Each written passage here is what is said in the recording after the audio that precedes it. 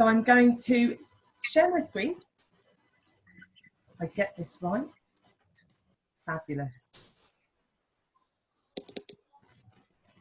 Oh, where are we? No, sorry, it's not valid, Kate. It is valid. Rachel, you're still on loudspeaker. Are you able to mute your microphone at all? I just can't get in. It won't let me do anything. It just shows my face and then it says join with video and then it's buffering. So I won't speak and Okay. I'll just try and get myself sorted on it. Okay. But I can hear you, just won't speak. No problem. That's not a problem at all. Okay. So for those who've just joined us, just to let you know that this session is being recorded. So if you don't want to be on the video, please can I ask that you switch your cameras off, and if you're going to tweet about this at all, feel free. That's not a problem at all. Just use the hashtag NTLD or NTLD. So I'm just going to tell you a little bit about myself. My name is Zena Zenonos-Walker.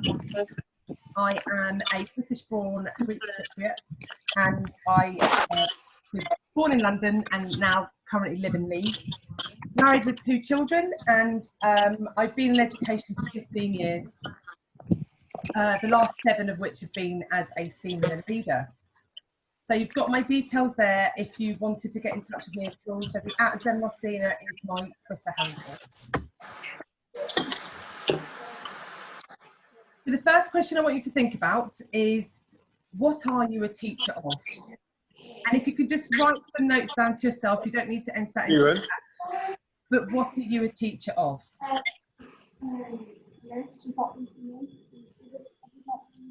There's a lot of content today. So can I ask who can mute, see if I can mute somebody. No, let's see if I can find something for you. Oh, there's somebody who's talking. Can I ask that you mute your session, please? Or mute your microphone. Mute somebody. I'll see if I can do that myself. Okay, so what are you a teacher of? By the end of this session, I'm hoping that you'll have a clearer understanding of the importance of relationships and draw upon your own experience of school and education to reflect on your current practice to become the teacher that you truly want to be. So before we carry on, I want you to think about your own experience at school, whether that be primary or secondary or college or university.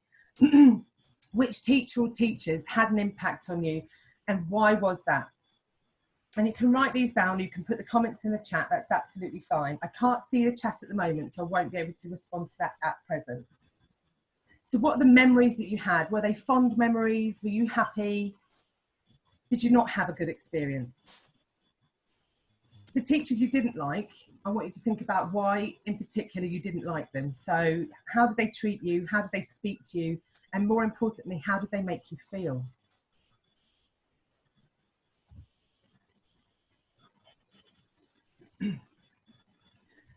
And what teacher, middle leader, senior leader do you want to be remembered for? Now, Sue Cowley's book, Getting the Buggers to Behave, she asks you to think about the type of teacher you want to be.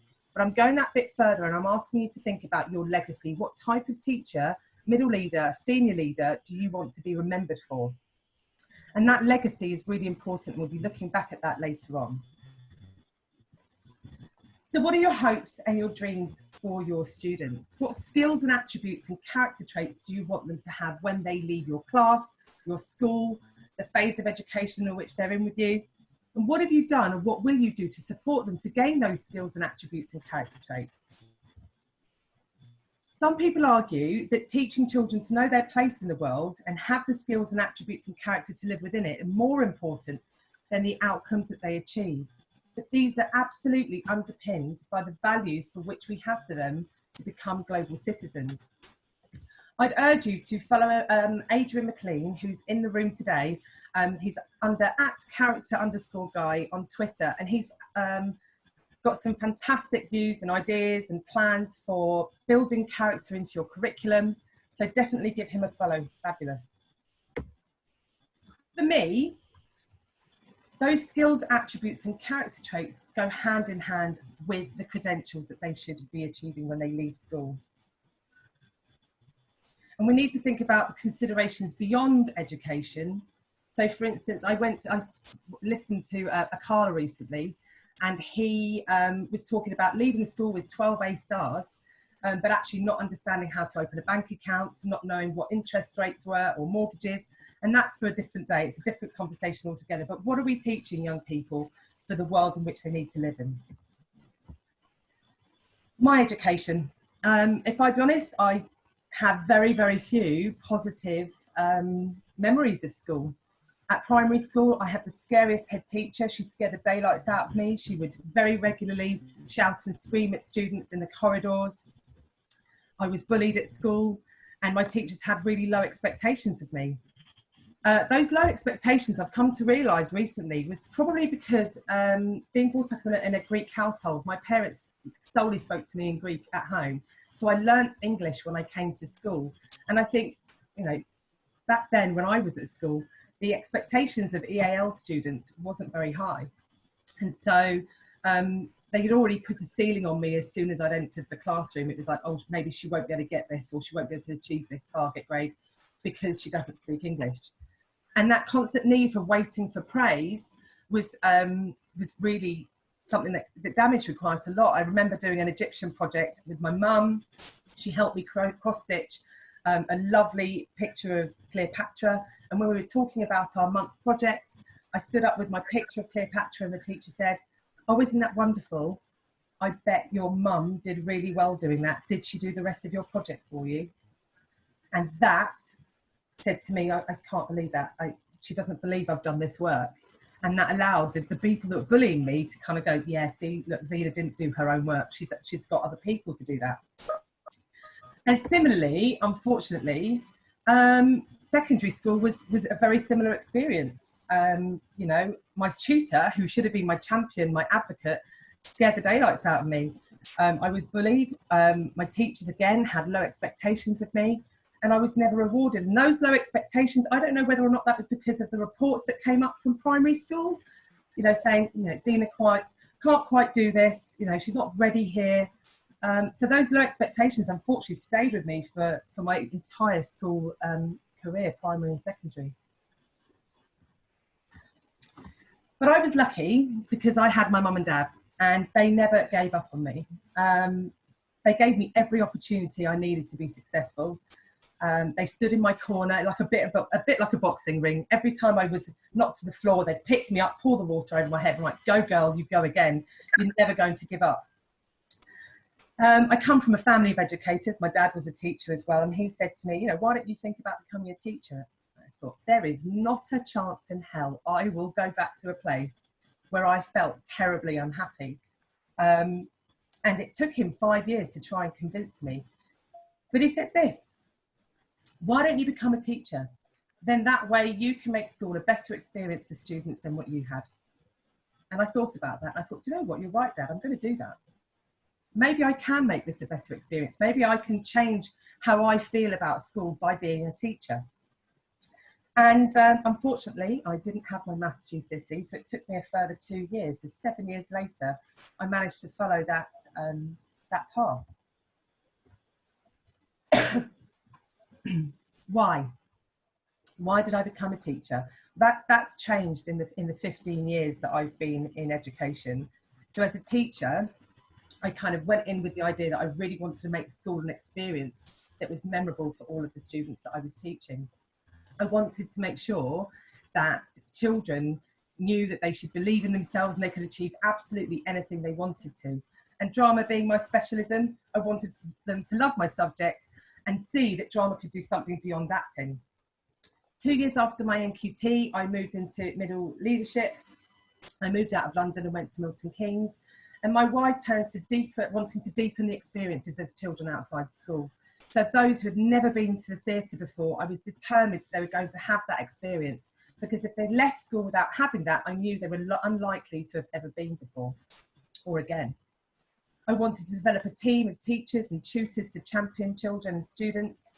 And of course, being the drama teacher and the middle leader of a drama subject, I wanted to increase the number of students choosing drama GCSE.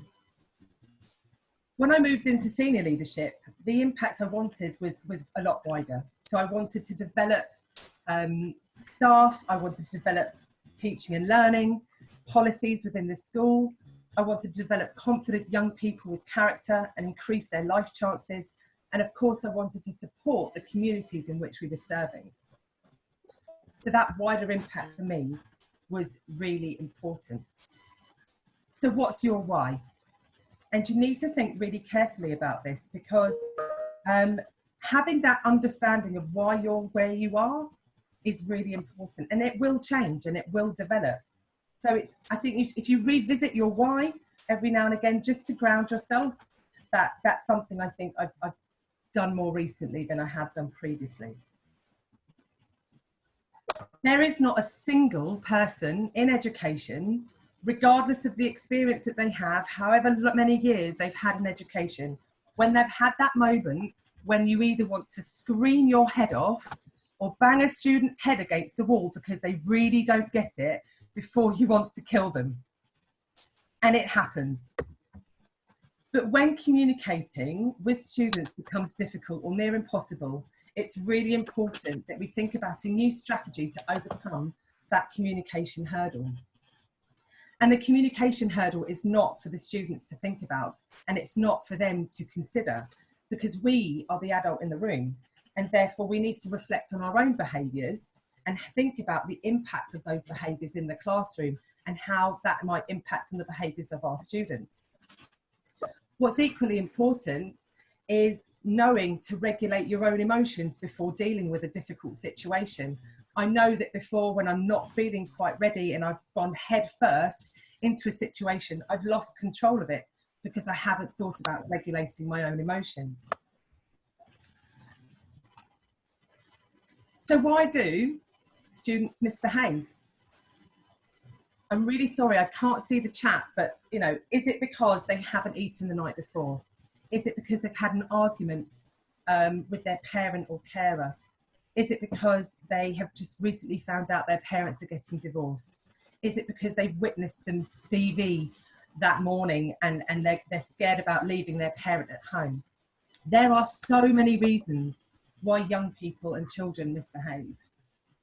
But the easy way out would be to on-call every student that misbehaved. And on-call in a lot of secondary schools for my primary phase teachers is where, you've told a child to behave, they're still not behaving, you might call somebody to come and support you, and they'll take that child out of the classroom and either have a conversation where that child feels they can go back in, but to be honest, 9 times out of 10, they're taken out of the lesson altogether. We could just stick them in an isolation room all day until they learn to behave, because miraculously, after 8 hours in isolation, they come out and they have an epiphany and go, oh, I know why I behaved like that. I'll never do that again.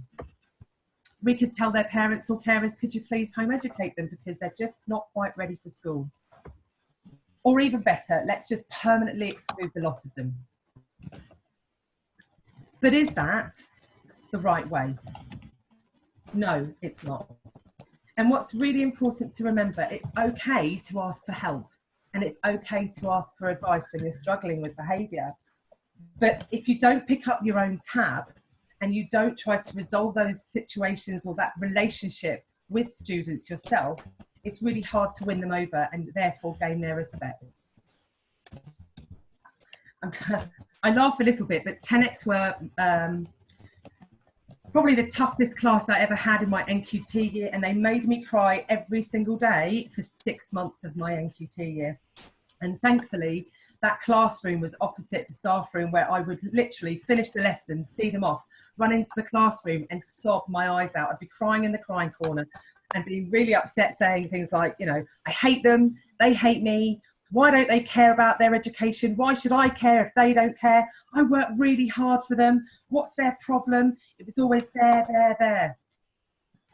And I sat down and I thought, what is going on here? I'm not ever going to pass this NQT year with a group like this. They're driving me absolutely crackers. And then I realised I didn't have any connections with them. I had no relationship with them. And so I decided that that day I was going to start, and I started with the toughest kid, not only in that class, but the toughest kid in the school, called Francis. He used to come into my lesson every day rapping, and it would usually drive me mad because I'd be like, I just need to get through this lesson. You need to get through X, Y, and Z before you leave, and you're disrupting my lesson. So he came in, as is usual, rapping, 6'4", and I said, you know, what's your favourite rap artist? And he looked at me like I was a bit crackers and said, yeah, like, you know anything about hip hop, miss? And I said, oh, I do actually. You know, I love Tupac, and I love Biggie, and I like Q-Tip, and his face just dropped. And at that moment, he said, I didn't realise you liked hip hop, miss. And I was like, yeah, I do. I love it. How about you do a little rap about my starter every single lesson? and I had him from there. That was absolutely brilliant. He became quite protective of me. And so after that, anybody who misbehaved in my lesson, he'd stand up and say, you know, don't mess with Miss, she's teaching us. And in the playground, he'd say, anybody messes with Miss Zenonos, you've got me to contend with. But I went from making that relationship with him to building those relationships with the rest of the class and the rest of the kids in the school. So we can't underestimate the importance of building strong and meaningful and unconditional relationships.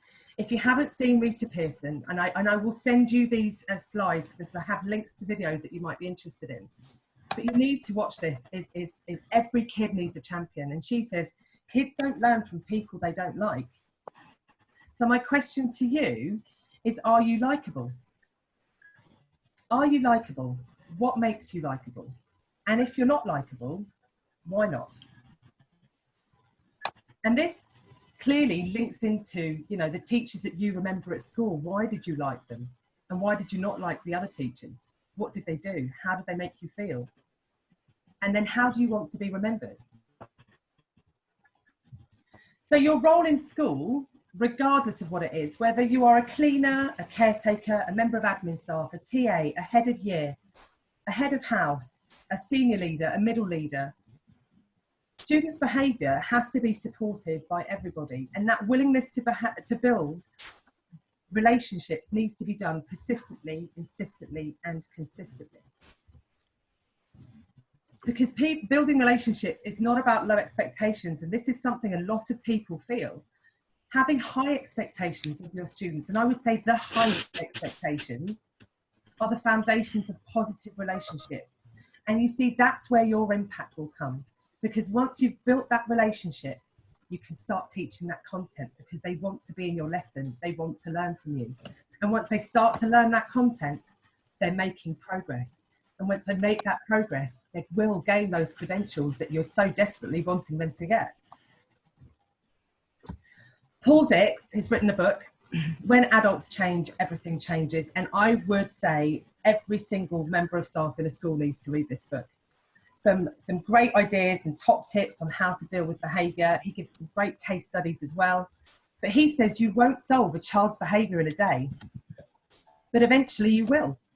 And it's that unconditional, constantly trying every single day to build those relationships. The top tips: think about the way you meet and greet your students at the door. Are you someone who smiles at them, greets them, good morning, how are you? Or do you just frown at them? Are you happy to see them? And if you're not happy to see them, can you pretend that you are? Don't ever name and shame the behaviours you don't want to see on the board. By advertising them, you're saying to everybody else, this is the behaviour that gets my attention. So Jane, that's wonderful. I'm so pleased you've just sat down and started your starter activity. Here we go. Jane's name goes on the board. Andrea, aren't you wonderful? You've already started reading your book and starting that activity. Excellent. Name on the board. Know your routines and be consistent with them every day, every lesson. It's so important that if you don't have those routines in place, that you get them in place. They understand and they know what you are expecting of them, how they should enter your classroom, how they should sit down, how they should exit your classroom. And responding to behaviours calmly is so paramount. If you lose your temper and you shout, you've lost the battle already. But the most important thing for me is that you say sorry if you've got it wrong. Because if we can't teach our children to say sorry when they've made a mistake, we can't expect them to do it themselves. Praising in public and having that quiet word with the student that's not doing things quite right in private. Those clear boundaries again, and high expectations every day, all day, every lesson. And don't take things personally. Now, I'm hoping I've got time, but I just wanted to very quickly go through something that happened to me and my husband last year. We were assaulted by a young man when we first moved up to Leeds, and he admitted the assault. He got an extended youth offending order, and I had the opportunity to meet him. And on the day I met him, I realised that this was a young man who had never been given an opportunity, who had been kicked out of school. He was attending an alternative provision. That day I decided to be his champion. And so I attended every single one of his panel meetings. I would message him every single week to make sure that he was okay. I would make sure that he had all of his equipment with him, his alternative provision. We kept in touch. And he came out of that youth offending order a different child. And I'm pleased to say we're still in touch, and he's now attending Leeds College, doing civil engineering. So I'm really, really proud of him. But you know what, the behaviour that he showed towards me, I could have quite easily taken that personally and thought, you know what, he needs to go to prison. This is not okay. So, Mark Finnis, fabulous man. I'd also recommend that he is also given a follow on Twitter. But he talks about changing your language towards young people. So if you are saying, instead of saying challenging behaviour, let's call it distress behaviour. If you're saying this child is attention seeking, let's call it attention needing. A difficult child is a child with difficulties, and a troubled family is a family with troubles. The 4 ways of being are really important.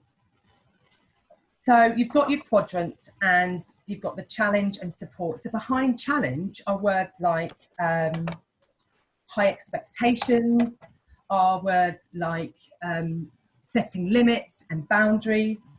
And behind the word support are things like nurture, love, compassion, empathy, and listening. So if you're somebody who has high challenge but low support, you're falling into that 2 category where you're doing things to children. That's what we call a more punitive approach. Things are done to young people. And if you have high support but low challenge, you're doing things for children, and therefore you're making excuses for them and you're in that rescue mode. But that's equally quite as damaging. We don't want to do things for children, otherwise they'll never learn to do things for themselves. If you're in the no challenge and no support, that, quite frankly, I think that's neglectful practice. So I'm hoping that there's very, very few teachers that fall into that category. And if there is, we need to support them to come out of that. And with the with category, high challenge, high support. And that's the one I think is really important. So if we think about doing things with, there are limits, there are boundaries, there are high expectations, but these are matched and mirrored with lots of compassion, empathy, and listening. So although it's a less punitive system, it's a more relational system. It's no less of the authority. It's just how we exercise these things that does things with children rather than to them. And the way we speak to young people can have a profound impact on their life and their future, and obviously their future generations to come. So a very short story I'll tell you about a froggy who fell into a well with a group of friends, and they were jumping and screaming and shouting, and they couldn't get out of this well because it was really deep.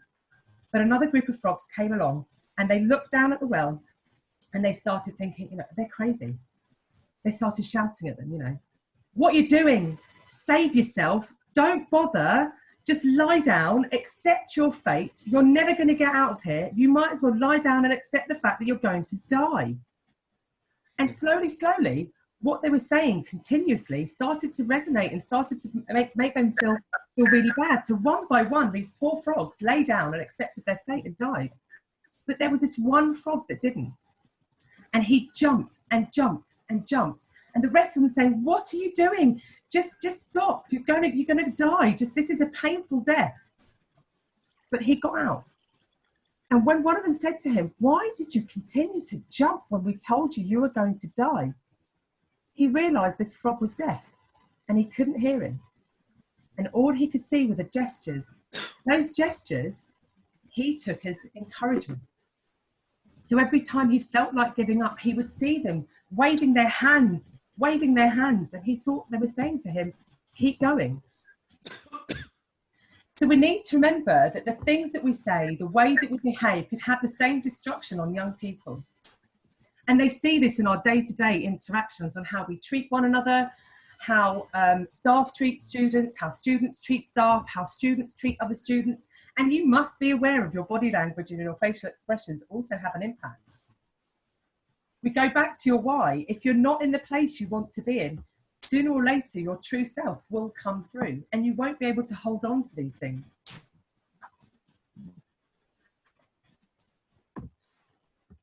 I'm not going to go through this whole slide, but I have underlined 3 things that I think are really important. These are the factors that contribute to student motivation and achievement.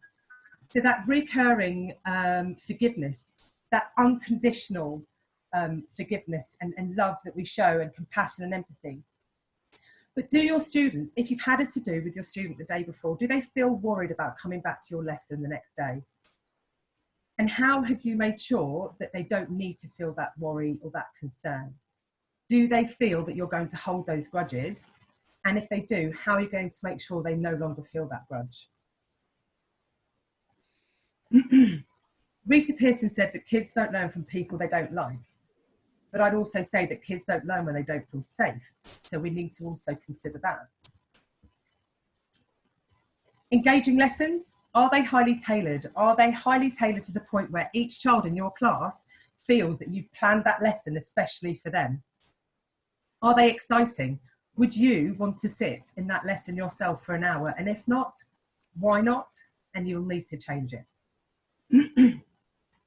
And then you've got that feeling of belonging. They need that safety. They need that love. They need that compassion.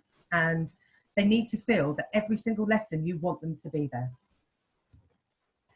So NEAT, and for anybody in the room that is of primary phase, NEAT is something that secondary schools and colleges are measured on. And they're measured on the destinations of the young people that left their school or college for 3 years afterwards. So those young people who leave without an education, employment, and they're not in training, they're considered as NEAT. And I'm talking about this because I really feel strongly and passionately about how important it is that we know these statistics. But the longitudinal study for young people in England gives some characteristics of young people who are NEAT and age 19. So those who've achieved 5 or more GCSE grades at 9 to 4 are less likely to be NEAT. Those eligible for free school meals are more likely to be NEAT. Those who've ever been excluded or fixed term excluded are more likely to be NEAT. Those with their own child are more likely to be NEAT. And those who have a disability are more likely to be NEAT. But did you know that 15% of NEAT young people, those in not an education, employment or training, die within 10 years of leaving school? And this is mainly due to drug and alcohol abuse. They die. So a school's work for this 15% of young people is a matter of life and death. And to put it into some context, if this is a class of 30, 4 to 5 of those young people could die before their 21st birthday. And that's a figure, a statistic I discovered and drove me even more to kind of think about what we're doing in schools and how we're supporting the most vulnerable, the ones who need it the most, to change their life chances. Our job isn't to teach the students we want, it's to teach the students that we have. And you don't have to be a teacher to teach children how to behave. Collectively, we show children what we expect of them and we show them. We show them and we tell them we never give up on them. If I go back to the easy way out and dealing with young people who struggle with their behaviour, we could on-call them, we can stick them in an isolation room, we can request they're home educated, permanently exclude the lot of them. But that's not right. And we need to be committed to the change that we want to see, based on the behaviours that we can control, our own. So at the beginning of this session, I asked you, what are you a teacher of? What are you a teacher of now? I'm a teacher of social skills. I'm a teacher of love, respect, kindness, compassion. I also teach drama and English.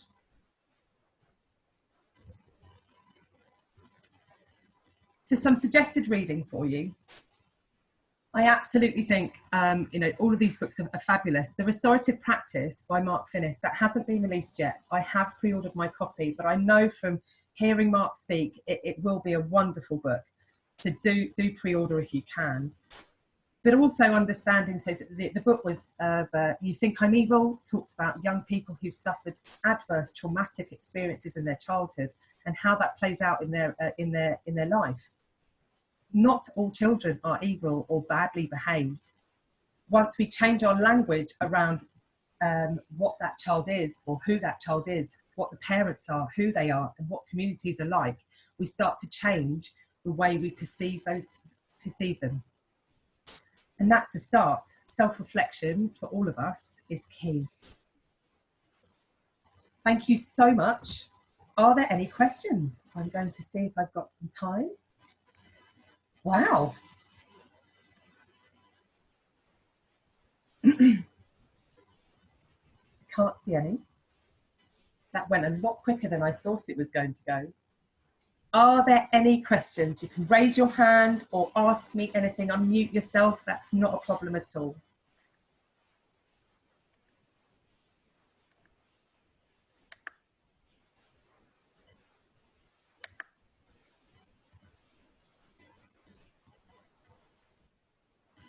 Oh, bless you. Thank you, everyone, for your kind words. That's lovely. My top tips for trainees from September. Your first thing is to build those relationships. You get to know those young people. You get to know what their likes are, their dislikes, understand what makes them feel worried or what makes them feel a bit concerned, what excites them. And whatever you do, be their champion.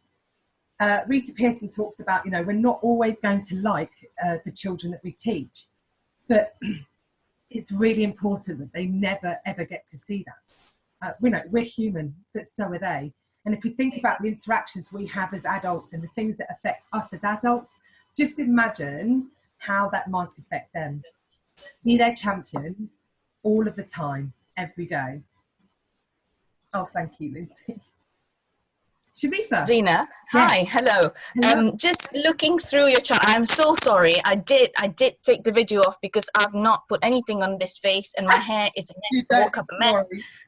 But it doesn't matter, we're all friends in here. Can I just say, number one, thank you. But number two, there were a few in that chat when you scroll down as well who said, could they have the PowerPoint? Because I think you had some fabulous resources there.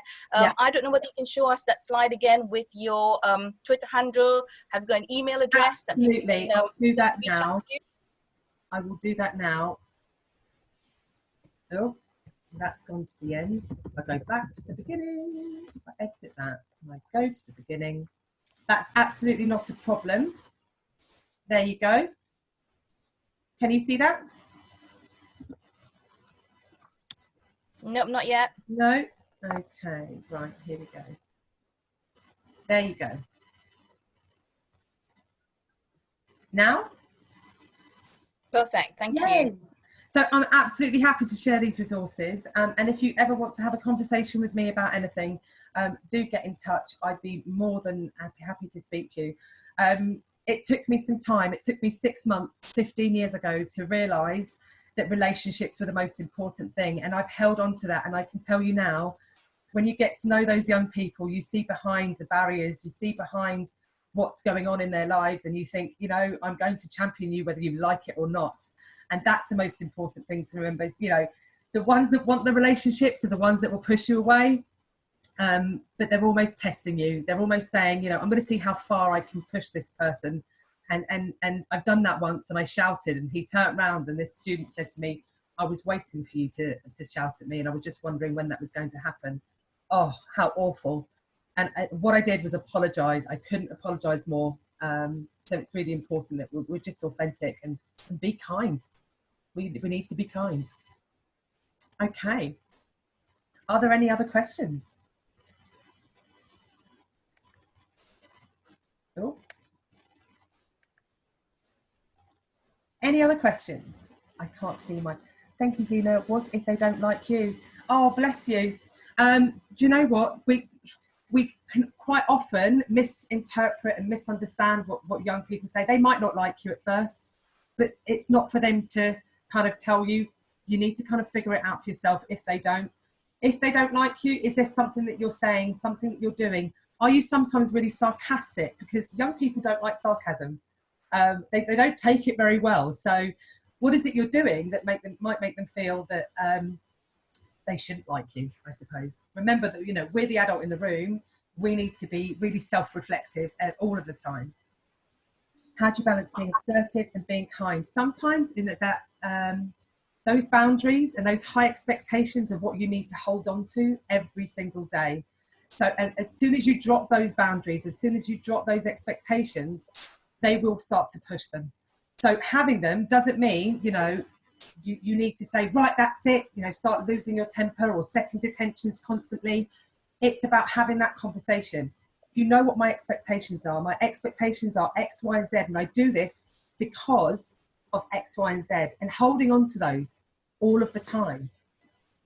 And smiling. You know, you have to smile. You have to be consistent. If children start to feel they don't know who you are as a person, they start to get a bit worried, and they start to think, well, hold on a minute. You know, 1 minute she's smiling, then she's growling, then she's shouting, then she's happy. They don't like that inconsistency, so you need to be consistent. Okay, we need to go because the next session is going to start. Thank you so much to everybody who attended. I feel really honoured that you are all here. And my imposter syndrome has left the building officially. Thank you, everyone. Take care. Bye-bye.